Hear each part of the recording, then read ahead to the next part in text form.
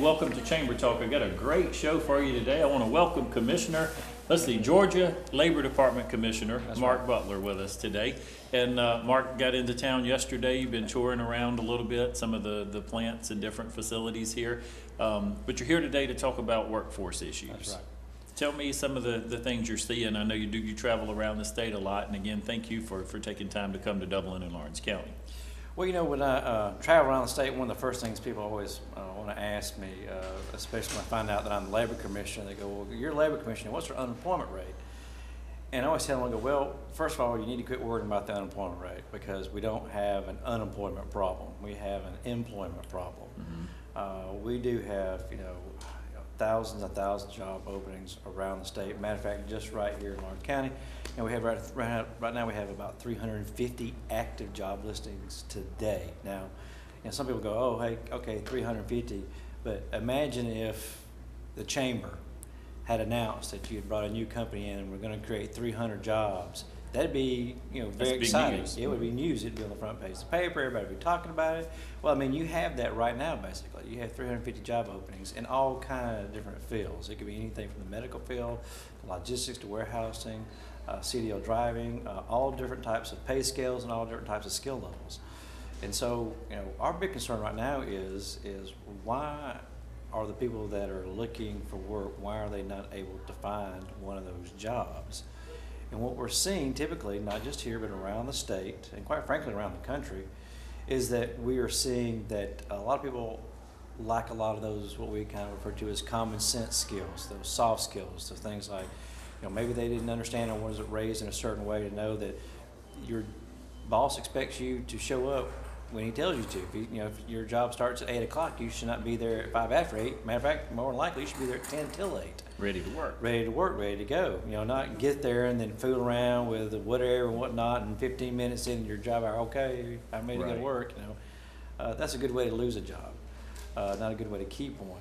And so, we're seeing a lot of issues like that, whether I don't know how to dress appropriately, but just basically mainly your work ethic issue is what we're seeing as the big problem. And you mentioned 350 jobs available. I'm not sure, did you mention the number of people that are actively could find employment? Was it around 1,000, 1,100? It's right around 1,100 individuals that are currently unemployed or are counted as unemployed. And that could be anybody that is just out there actively looking on online job search or either coming into the Department of Labor looking for a job. That's how they count those. If you show up on the radar as actively looking for a job and you're not actually working, then you're counted as unemployed. Okay, and I wanted to clarify that. So to make certain, these are people that the Department of Labor is aware that are actively supposed to be searching for a job. So there could actually even be more people in the community that are not working, and for whatever reason, maybe they're just not actively seeking employment. Or there could be less. Or could be. That's a really hard number to kind of nail down because people say, well, you don't count all these other people. I'm like, well, we maybe count people that are not really serious about going to work too. Are they really unemployed? Because, if you really want to go to work, there are a lot of jobs out there. We've met with several employers in the local area who have jobs, and they don't require you to have a college degree, and some of these jobs pay fairly well and have some with benefits. Yes, and they're saying, like we talked to one guy who said he had interviewed 10 people and only found 2 out of 10 that he thought were really willing to go to work. He goes, I'm not real sure about those 2. So right now, we're doing a great job creating jobs. Our businesses are doing a great job of creating jobs. But we have to find better ways to motivate those individuals out there who are either not looking for work, or how to teach up the ones that are looking for work but seem to be just kind of missing it somehow by not doing the right kind of things while they're looking. Right. Commissioner Butler, I know you're going to join us for lunch with the HR group today, and you're going to discuss a lot of these things, so we hope you'll stick around. Again, thank you for being with us today, and hope you'll stick around, and we've got a great show planned for you. We'll be right back after this commercial. It's not our blood that binds us. It's that beast inside of us. The monsters we keep.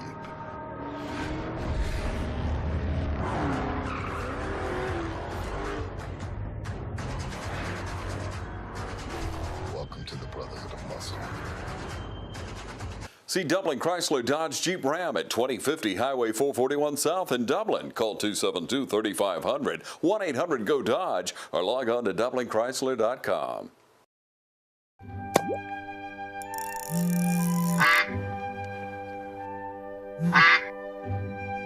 Oh, shoot!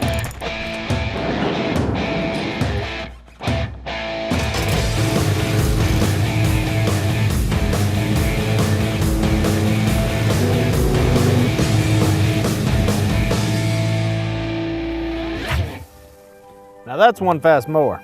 Take command of your lawn with Dixie Chopper, the world's fastest lawnmower.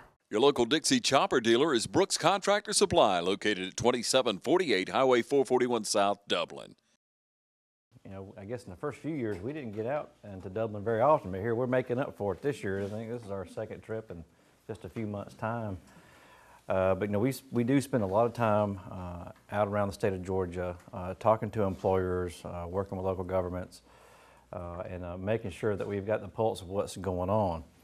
And it was very interesting. Your event you've got coming up here soon is actually quite timely with my comments.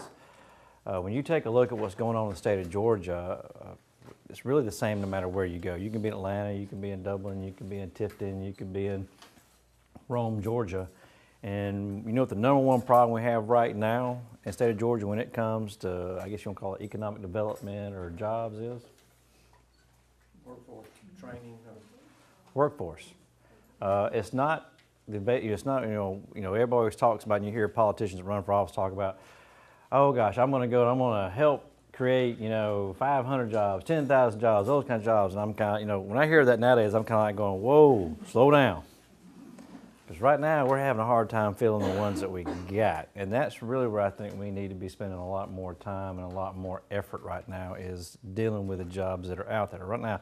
And the biggest reason for that is if you can't fill the jobs that you have locally, it's going to be really hard to convince anybody else to locate here because, as some of you may know, some of you don't know, I'm going to tell you, is when these new companies, when they take a look at an area, no matter where it is. It could be in Georgia, it could be Texas, it could be here, it could be wherever. One of the things they do is they spy. And one thing, they'll call around different companies and ask them if they're hiring, how's it going, and of course, they may pretend like there's something else or, or a sales call or a staffing firm or something like that. And they'll try to gauge, what's going on in the local economy that way. If there's a lot of job posts, of course, there's a lot they can find online too, or they can subscribe to it, and they can see how, does anybody want to guess about how many job openings you have right here in this county? Like active listings that are advertised. Not include the ones that's just help wanted. Anybody take a stab at it? 350. Who said 350? That's just a rough price. Wow, you were really close. You only missed it by 4. It's about right at 350. It's 346. With those other so I know. You might want to guess how many people you've got supposedly out here looking for work? That's a pretty good guess, not bad. About 1,100. So theoretically, you got 1,100 people out there that are looking for work.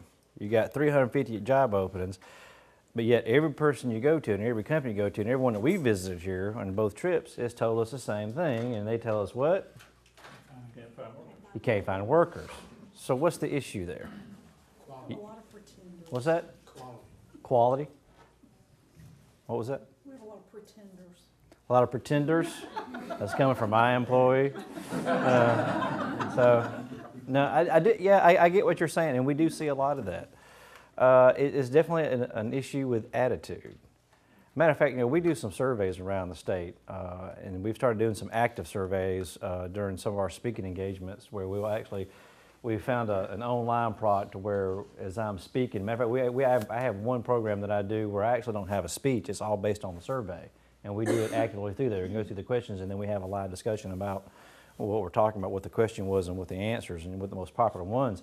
And without fail, so far, and I think that we've done this 5 times, and we probably have close to right around 500 respondents around the state.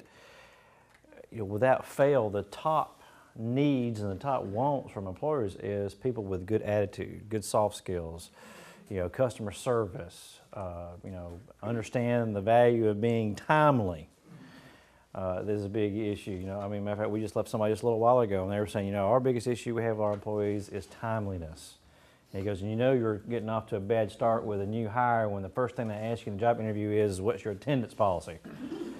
And I'm like, yeah, that's probably not the world's best question, because now they're going to find out. Is that one of your first questions you get? What's your, that would. Vacation time or attendance?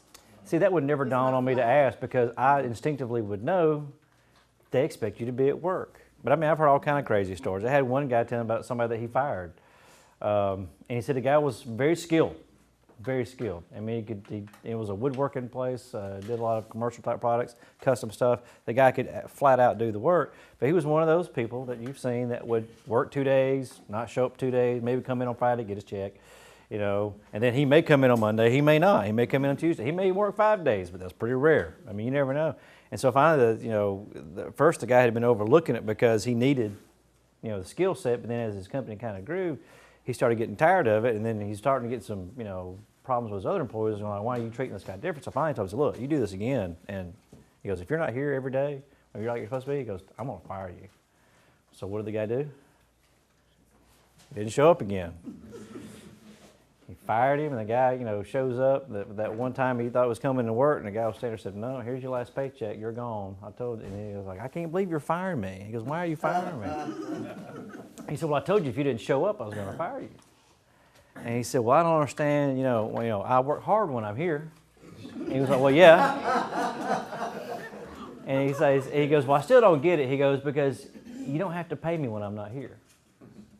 But that was his mindset. That was his reasoning for picking the time, And so, this is a problem. And so when we are looking at this particular problem, there are no easy solutions. All right, how do you fix that? Government can't fix it by itself. State government sure as heck can't fix it from a top down. It is definitely a local issue, but it's a local issue that we want to be involved in.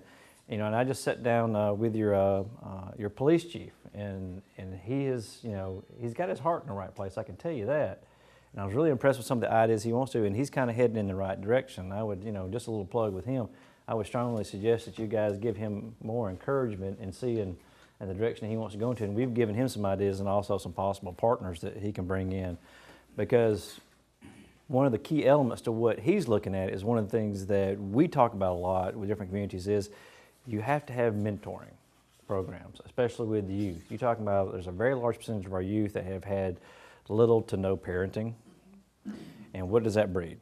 That's going to breed a bad workforce. And then as those kids get older, and let's say they have kids, you're going to double, quadruple, and then you're going to end up with 1,100 people looking for work that can't find work because they're not qualified for it. Maybe not, and it has nothing to do with whether or not they can do the job. It has whether or not they have the willingness. And most of that we know is taught through environment and how you're raised. I know that's what gave me a big motivation to work, was how I was raised. I had a grandfather that had his own company. My dad had his own company. So we were all kind of, raised in that, you get out there and you make it, and you make it for yourself. It's a little bit different. Also, working a minimum wage job in high school motivated me too. I was like, no, I'm not going to do $4 an hour the rest of my life. I'm going to college. I'm getting a degree. I'm going to find something to do. And so we see this as being one of the #1 issues. Matter of fact, if you take a look at some of the stats, is we can look through job listings and look at the skill requirements. And it's really interesting to look at some of the top skills that people are looking for. And a lot of people say, well, they're probably looking for math or this. A lot of times what they're asking for, or what we're picking up in the language of the job posting, are things like communication, which is a soft skill. I think organization, which is a soft skill. We don't teach organization in school, really, do we? No, not really. That's kind of one of those kind of common sense things, know to organize your time.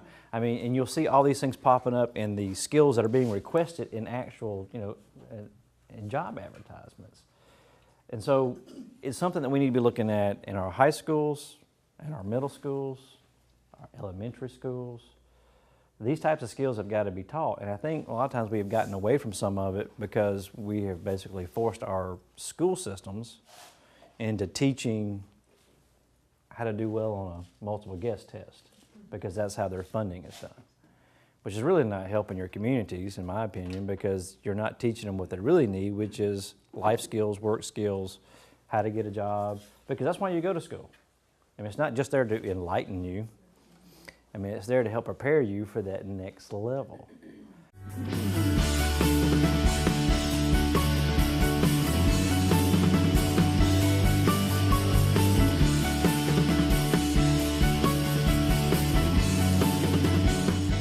Hi, I'm Chuck Bass. In 1965, my parents, Charles and Mary Bass, started Bass Physical Therapy and Rehab Center. Over the last 51 years, we have served the Middle Georgia area. Now with the third generation of therapists with my daughter Whitney and my nieces Erica and Emily. So remember, whether it is physical, speech, or occupational therapy you need, it is your choice. So choose Bass Physical Therapy and Rehab Center. Our family serving your family since 1965. Summertime savings are hot at Dublin Nissan. Dublin Nissan has the Titan Crew Cab as low as $28,963. Call, click, or come see us. Open July 4th. Dublin Nissan, the only dealer you will ever need. You know, and we have some things that we do. We have Georgia Best is a soft skills program that we developed in-house and are continuing to strengthen and bring more resources to bear to. Matter of fact, we've just reached out to the U.S. Department of Labor, which was the last person I called for anything. And they actually did happen to have some resources that had been sitting on a shelf and some ideas sitting there that they had gone to a lot of trouble for somebody to put together, and then nobody's ever used them. And so, like, well, you know what? We're going to steal some of your stuff and we're going to use it. But it's the soft skills program. Right now we're in over 200 high schools. We piloted it last year in about 30 middle schools. We're actually in 2 reentry programs. Some of our correctional facilities. Some of our technical colleges use it. We're developing a program for employers to use. But it makes sure that, you know, especially in the high schools, young people understand, you know, here's some skills that you need to understand are going to help you succeed in life. You know, showing up on time, organization skills, work ethic, business communication skills, social media ethics, which is a big deal, can get you in a lot of trouble out there if you're not paying attention to what you're putting out there on the internet.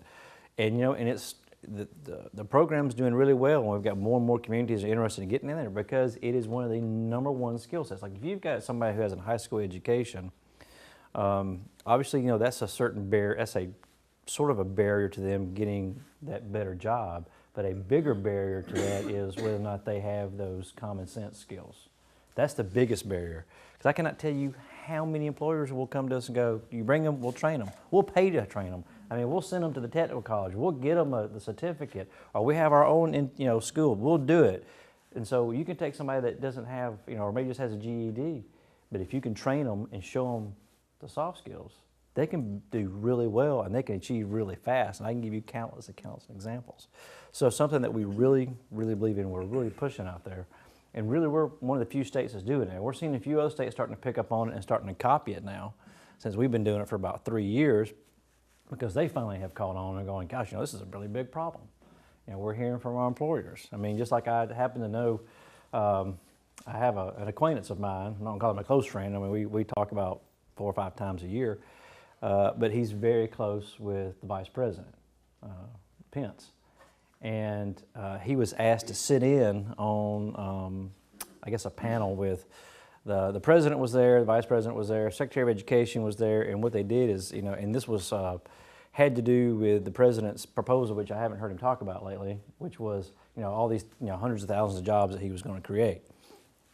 And so they were bringing in different businesses from around the country because he was going to try to, you know, see what's going on out there and get some ideas, and plus, you know, he was being whispered to, you really need to look at, there's some other issues out there you might want to take a look at. And so, I mean, there was, you know, several hundred businesses from all around sit in front of the President, and they all told him the same thing. We really think it's great that you want to concentrate on creating jobs, and that's fantastic for America. However, we just want to let you know, we have hundreds of jobs right now that we can't fill. So you've got the jobs, they're there, but we're having an issue.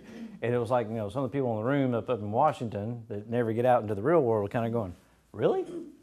I mean, and they were stunned to find out that there's all these open jobs.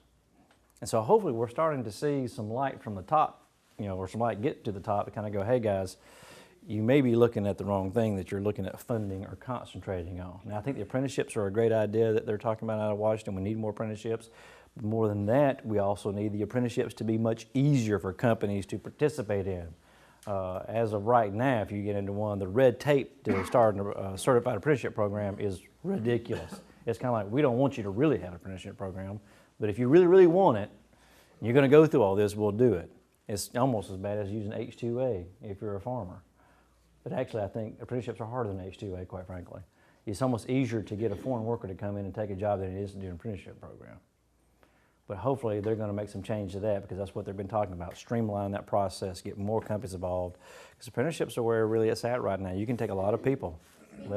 Speaking of apprenticeship programs, so that's only to be certified, right? But we could have our own. Oh, yes. I mean, there is nothing to keep any company from saying. Matter of fact, we sometimes when we sit around the office and talk about different things or different proposals that we might want to look at, and we had one that we were kind of nicknamed Adopt One,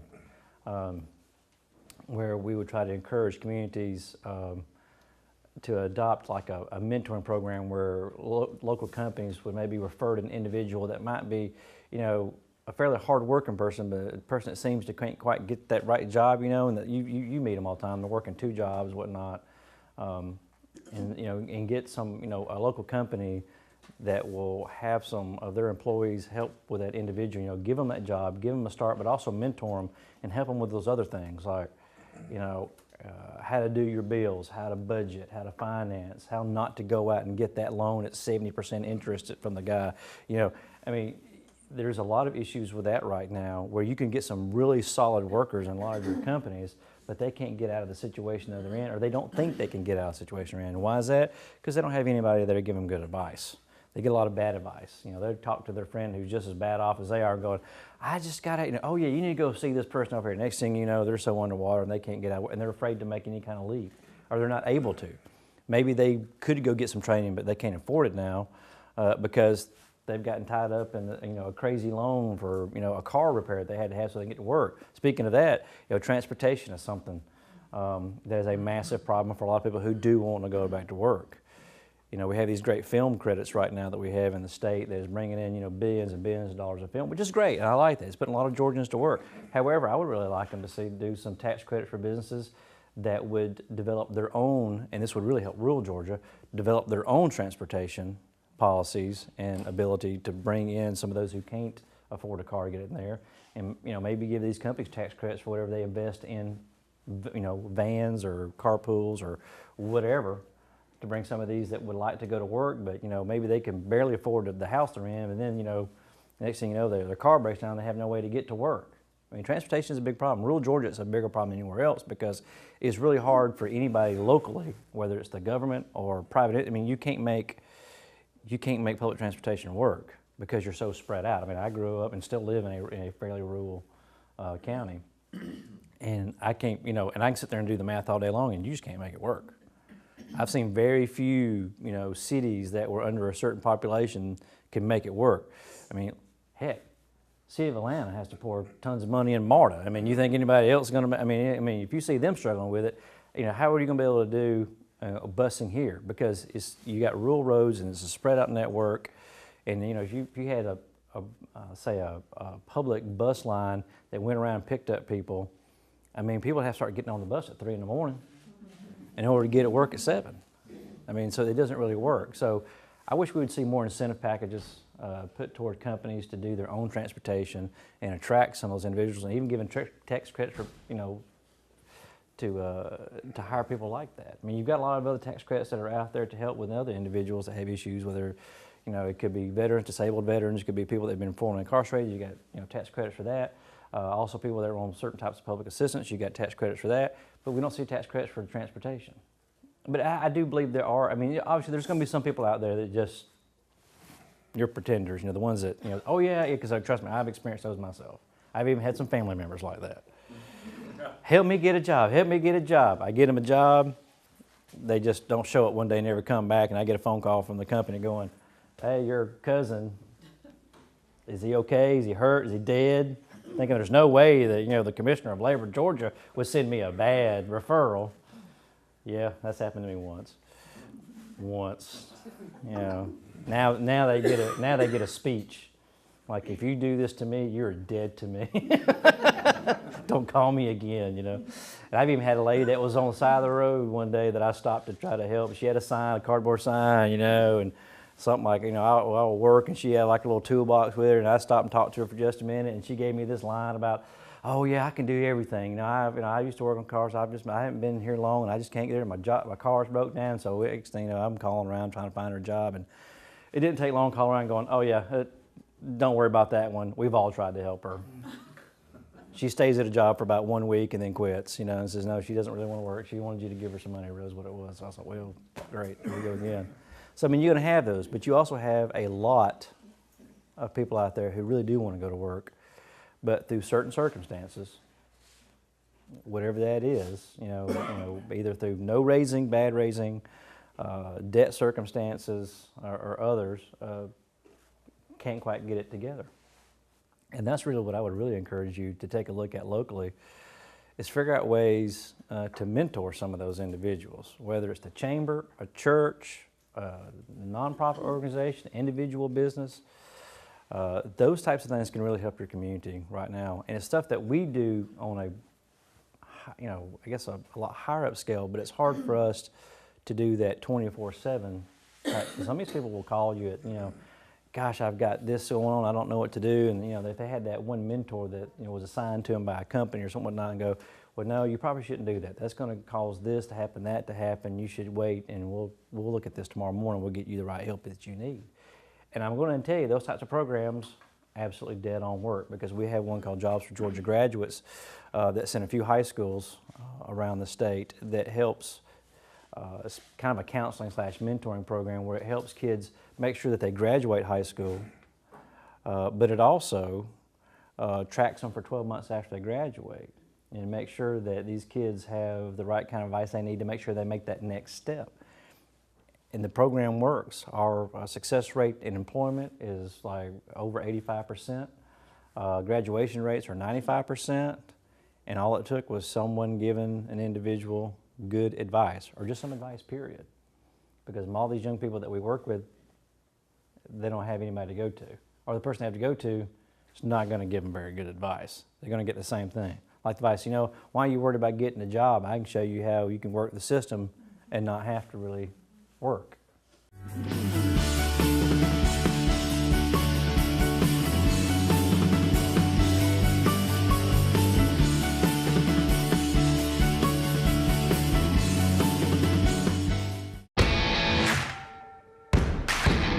Cutting close, no problem. Smooth steering, sorted. Steep slopes, easy. Tight turns, no worries. With its state-of-the-art zero-turn technology, nothing's a problem. Cub Cadet, zero turn, zero worries. So come see Glenn Register or any of his friendly staff today at Hometown Supply. Call 272-0345. The temperature is rising and summer is here. Why not make a big splash with your family and friends this summer with a pool from Georgia Pools? A relaxing and luxurious feeling of a hot tub or sauna. Georgia Pools has a large selection of pool chemicals and accessories from name brands like Polaris, Aquabot, Pro Team Chemicals, and more. Already have a pool and need a new liner? Give Georgia Pools a call today at 478-275-3607 or stop in and visit their showroom at 1201 Hillcrest Parkway, Dublin, Georgia. Georgia Pools, Middle Georgia's largest above-ground pool dealer. Financing is available. And that's another thing that's going to happen in Washington. We're going to have big-time reform in a lot of our safety net programs. I'm not saying cut the safety net programs, but you need to change the safety net programs. There needs to be just as much time spent on counseling an individual how to get out of the predicament they got themselves in to get in the safety net program as you do signing them up for it. But we're really good at signing them up for it and sending them a check, but we're really bad on, hey, here's how to fix this. You know, this is things you need to be doing. You need to go here, you need to go there. We need to make sure you're getting this kind of help, and then we can get you going and get you off there and get you back on your feet. And we don't have enough of that. And so you just get a layer of people out there that are not available for your businesses to put to work, and that's not good. What's Georgia's current overall unemployment rate, and how does it compare to Orange County? Do you really want to know the answer to that question? Well, it's funny that I need to look at at the state's unadjusted rate because I don't remember what it is. That's even better because we don't do adjusted unemployment rates for local areas. And just to give you the quick Cliff Notes version, you have adjusted unemployment rates and unadjusted employment rates. And I know that doesn't sound like anything, but it actually does mean some stuff. An adjusted unemployment rate means that they have adjusted the unemployment rate for seasonal factors. Like what happens every June? There's a lot of people all of a sudden are not working. Are they unemployed? No, they're just not working. You know, they're school teachers, educational workers.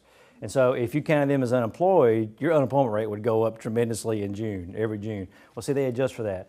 On the local level, we don't have enough data to do that, so your rate is unadjusted, so it's going to be higher. Your May rate was right at 6% unemployment here in the county, okay? The equivalent rate to that, the state's unadjusted, was 4.7. But now, let me put a big asterisk on all of that talk. I just explained to you a lot about unemployment rates. Quit paying attention to the unemployment rate because it really doesn't matter. The unemployment rate only matters is when you're in those cycles to where you have some uncertainty and can't quite figure out what's going on, or when you're starting to see some bad times hit, then you look at that as a little bit more. But right now the issue is not, we don't have a jobs issue. We have an employment issue. What you want to look at is, okay, are you putting people to work? Are you adding people to your workforce? Like one of the big numbers that affects your unemployment rate is your workforce number, and that is the available people either working or looking for work. If that number goes down tremendously, your unemployment rate is going to go down tremendously whether you add one job or not, whether you put one person to work or not. If you like say for example in this county, if you had 200 people drop out of the workforce tomorrow, just go, screw, I'm not going to do it, I'm out. Or move, your unemployment rate would probably drop down to 5. It would make that big a swing, 200 people would. I mean, it would just be a big drop all of a sudden. So when you look at the unemployment rate, that doesn't matter. What matters is that number behind it. And then you want to look at, well, how many folks did we employ last month? I mean, are people getting jobs? Or is anybody going back to work? That's the number you really should be concerned about. And also, how many available jobs have you got sitting out there that are going stagnant? Because that's going to hurt you in economic development. Those two numbers are ones you really got to pay attention to the most. Because a lot of times when you see somebody become unemployed, a lot of that could be cycles for a particular business. Maybe they laid off a few. Like for example, you're going to see people that are showed being laid off going into June, and they're not really unemployed. There may be some educational workers who don't work during the summer. They may take a temporary job during the summer going somewhere else. They may already be reemployed. Or it could be a local manufacturer that had a part go bad on one of their machines and they had to shut down for 2 weeks. They're going to be counted as unemployed for the whole month, even though they may have only been unemployed for 5 days. But if they came and they saw us and said, "I'm unemployed, I need to pay, I need my check," then they're going to be counted. A claim is a claim. Even if it's not even a good claim. Like, the guy that steals like $100, and he's like, "Oh no, I'm unemployment." Nope. We're trying to do that. But yeah, that's the number you want to work at the most. And so the only thing that I saw in your jobs report that kind of made me concerned is you did see your labor force drop just a little bit. It wasn't much. It was like 15 people. That's not I wouldn't sweat that. If you start seeing like 5 and 10% drops, that's not even a percent. That could just be an anomaly. I mean, it may not even be real because of how they gather that information. But they're guesstimating based upon what they're seeing that, you had a very small drop. But when you take a look at the other parts of it, you did gain jobs last month.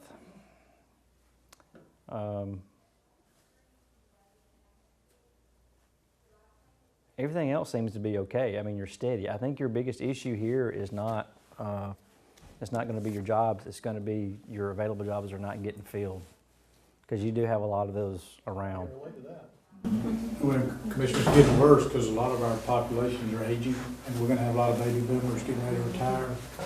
So Chris Clark with the Georgia Chamber said you need to quit recruiting companies, you need to start trying to figure out how we're gonna backfill all these retirees. I don't know if you guys could comment on that, if you're seeing that in your own respective companies, but that's gonna be a challenge. Yeah, I haven't heard his talk. I have had people call me and ask me about some of the things that has been said in that, and you have to be really careful with some of those stats and things like that. But yeah, there's no doubt baby boomer problem has been going on for the last, it's really been hitting for the last 3 years, because during the recession, a lot of people who could have retired didn't retire because their 401ks or whatever took a hit, and so they delayed it. So now you're seeing much larger retirement numbers than you typically would, because instead of being spread out over 6 years, they're being bunched into 3. And so those numbers, but that's something else. You take a look at your commuting patterns. Anybody ever wonder about where your workers come from? Okay, your commuting pattern is not bad. I've seen much worse. And when you take a look at the people who live here, 50% of the people who live here work here, but your other 50% are going somewhere else. But then it's where it gets a little bit weird, is when you talk about the jobs you have open here, that number changes just slightly, but basically a little under 50% of the people who work here don't live here. They're coming from somewhere else. So when I have seen that that's actually, your numbers are actually fairly decent. I mean, because I have seen some areas where that number's crazy the other way, where 70% of the population leaves the county to go work somewhere else. And so, I mean, that's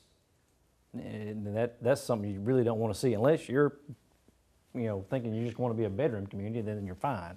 Like Paulding County, which is fairly close to Atlanta area, their numbers are about like that.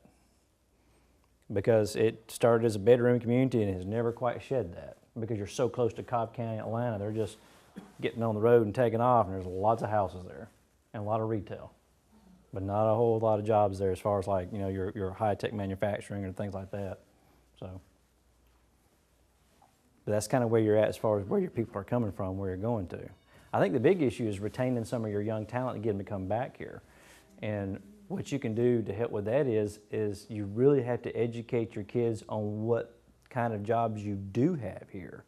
Because a lot of times you'll have some kids that go off to, say, Georgia Tech, or wherever, doesn't matter, and they get degrees and go, well, I can't get a job in my hometown with this degree. They don't have any jobs like that. And you may have 10 or 20 jobs. Like we were talking to an employer a while ago, and they were trying to find some upper management type jobs. And he was, he's got, one of his applicants is all the way from New York. And there's somebody closer that could do that.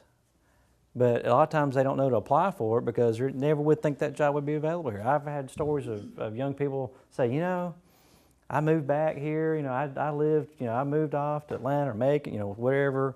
And then my mother happened to hear from somebody about this job, and she goes, I had no idea I could have worked right here, and so I moved back home, I can't tell you how many times I hear that story because they don't think that those kind of jobs are available. And the best way to do that is you can get involved with your school systems, and especially with the counselors, teachers, and principals, and expose them to the companies and jobs that are here locally. So that way, they're not telling the kids, well, if you want to make it, do something, you're going to have to leave here. Because a lot of times that's what they hear. I'm not saying that's what they're saying here, but I've heard that was said to me when I was coming up. Matter of fact, the worst, they gave me the advice is, well, if you're going to do something, you're going to have to leave Carrollton, and you're going to have to go to get a 4-year degree because otherwise you're not going to amount to much. That was the advice I was given by my school counselor. It was really bad advice. I came back home to my hometown, and I still live there.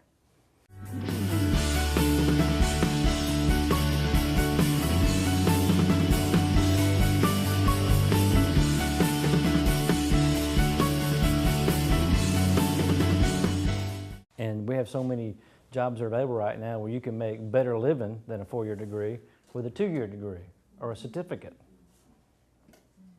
Because you take some of these jobs, everybody around needs a welder, needs a machinist, you start going through the list. They can't find enough of them. And so, we've got to do a better job of educating the kids what kind of jobs they are, and don't let the thing on the television be the only thing it shows in those jobs. Most of the time when a kid sees a manufacturing job in a movie or television, it looks like what? Coal mine. Yeah, it looks bad. So, I mean, it's, you know, it's like dirty, nasty. You know, I've toured hundreds of manufacturing plants around Georgia. I have only been in, two places that I was like, whew, this is rough. I mean, you gotta be tough to work here. One of them was a plastic recycling place, and it just smelled really bad. Otherwise, it wasn't so bad, you know. The other one was had been in business forever, and it had to deal with forging metal. And they'd been in the same location for like 60 years, you know, and using some of the same equipment from 60 years ago. And it was hot and it was dirty, you know. But outside of that, you know, I've been in tire companies where they were cleaner than hospitals. I mean, you would never have thought that. That was the biggest shock to me. I went and visited a place that made tires, and I was thinking, oh, this is gonna be smelly, hot, dirty, you know. No, it was spotless. And I mean, it was amazing, and all the different equipment they had and how they do it. I mean, matter of fact, human hands didn't touch those tires very often. But it was, you know, and it was a lot of high-paying jobs in that plant. Matter of fact, there was probably a third of the jobs were really high-paying, and then what was left was still good-paying jobs. And that particular company was very picky about who they hired. Those young people that are going to Georgia Tech, and not coming home, does that mean in those areas they're not having the same problem we have with the soft skills? Or because, you know, what I see is, man, most of these kids don't have what I have. There's a lot of get up and go to try to get the job. I had 12 sisters, and there's 3 brothers and a mom and daddy on a farm, and we were poor. And that was the greatest motivation I ever had. I didn't want to be poor. And got up and went to work and worked hard. And I wonder, I think it's the attitude that you alluded to early on, that people just don't have that attitude to want to get the job done. I've done everything in the world to get an education. I've roofed, body shop worked in Pantry Pride, bagging groceries and stocking shelves, and just go right on through the whole scenario. And those young people today, I mean, it's like you said, they won't even show up for work. It's the entitlement generation. It is. And I think what's worse, even the ones... Christina, they're picking on millennials again. I think a lot of them, they end up, when they get on of those that get on whatever assistance that's out there, entitlement, number one, it's not enough to make them happy. So they're unhappy going in, and they're unhappy being there. So their attitude is even worse. And, you know, it's just terrible. They got such a bad attitude in life. So we got to figure out a way to spin it. It's a massive challenge. There is no doubt about it. It's one of those kind of things that just keeps my head spinning all the time, trying to figure out something on it. You know, every time I come up with something, I go, okay, wait. Then I go run it through the mill and kind of go, no, that's not going to work. But you're right. I think there's a lot of things that happened, and I think we did a big disservice. You know, everybody wants to complain about, especially like, okay, we're going to pick on millennials. Sorry, Christina's not one of those millennials. She is one of the hardest working people that I've got. I mean, she does a ton. If I had 100 more of her, I could, you know, rule the world. But she's definitely, you know, the exception to the people in that era. I mean, because they're kind of like everybody wins everybody gets a trophy generation, you know. It was kind of coddled, and I think if you do coddle too much, you do take away the appreciation things. Like there's an article came out right now called, I guess the next generation we're going to have is going to be Generation Z, or our author actually named it, which would actually be, I guess my daughter's generation. She'd be the top end of that. And they were saying that what they're seeing right now, that the work ethic for that generation is better than the preceding one, because they were the children of the parents who just had to come through the recession, and maybe, you know, mom and dad lost their house, or couldn't afford this, or lost that, or were tremendously affected by the recession. And so it's made them, you know, right now they're like, you know, I got to have a job, you know, and they're really worried about having a job. And they're not worried about any kind of awards or anything. They're like, I saw what happened to my mom and dad, and like you said, I don't want that happening to me. And I think you go through cycles like that. I think most people thought that my generation wasn't going to be worth a darn either. But we've actually come out pretty good, you know, the Gen Xers. But you're right. I mean, the baby boomers are. I mean, there's very few that left in the workforce, and there is an issue if you coddle too much. But I mean, I don't know how you fix that because I mean, that's one of those things that gets generated through different types of issues or lawsuits. Or you can't do this with kids, can't do that with kids. You got to do this, that, and and next thing you know, I mean, the kids just expect it just boom, here it is. They get real hungry to go to work. Yeah, well, like I said, that's why we got to have entitlement reform. We got to figure out a way so that there needs to be requirements. So like one of the things that, now the last thing I'll say about this, one of the things that kind of shocked me was I got talked into, or not talked into, I guess they came to me and said, hey, there's this grant that DFACS wants us to go in with them on and help them with. And I was like, what is it? And they said, well, it's about $16 million, and it's to help people on food stamps go back to work. And I went, sign me up. That sounds like a great idea. Let's do that. All right, so we do it. We write the grant. We win it. We get the money. All right, so I go in the first meeting where we're talking about how we're going to do this. Come to find out, the person, and I'm not blaming them because they weren't told everything either, but then it was explained to me exactly what we were going to be doing with this money, and it was this. Yes, we were going to be helping people on food stamps go back to work. However, it was not the population I thought we were going to be helping. It was specifically and only to help those able-bodied, no children individuals who are on food stamps go back to work. And I kind of sit there and I was like, and you could tell when I was looking around the room, everybody was kind of going, wait a minute, what? Able-bodied, no dependents, they're on food stamps, what?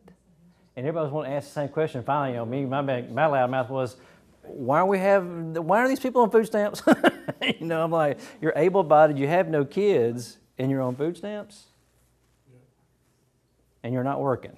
Now, I understand if you had to take a low-paying job to get started off and then you applied for food stamps, hey, I'm cool with that. Unfortunately, there's a lot of people in the service that have to go on food stamps. My son was one of them. He was married at a young age, was in the Army, they had a child, they were on food stamps, it helped them out. I wasn't okay with the fact they weren't paying him enough, but it was there to help them. But a person who could work, able-bodied, that's on food stamps, there's where your system's going wrong right there. That's there to help. I mean, that's that for that, maybe that single mom that's working and trying to get by to make sure she can have enough groceries to feed those kids. That's what that was intended for. Not for you to sit around the house, eat Cheetos and play Xbox. I mean, that's when I was kind of like, oh my gosh, I cannot believe we applied for this grant. And but we're out there working it. So trying to figure it out, trying to put them back to work. Well, thanks for having me, guys. I'll be around for a little bit if y'all guys got any other questions. But to let you know that this is the problems that we're working on right now. We're working on helping our current employers the most find the talent that they need, because that's what's going to help us grow.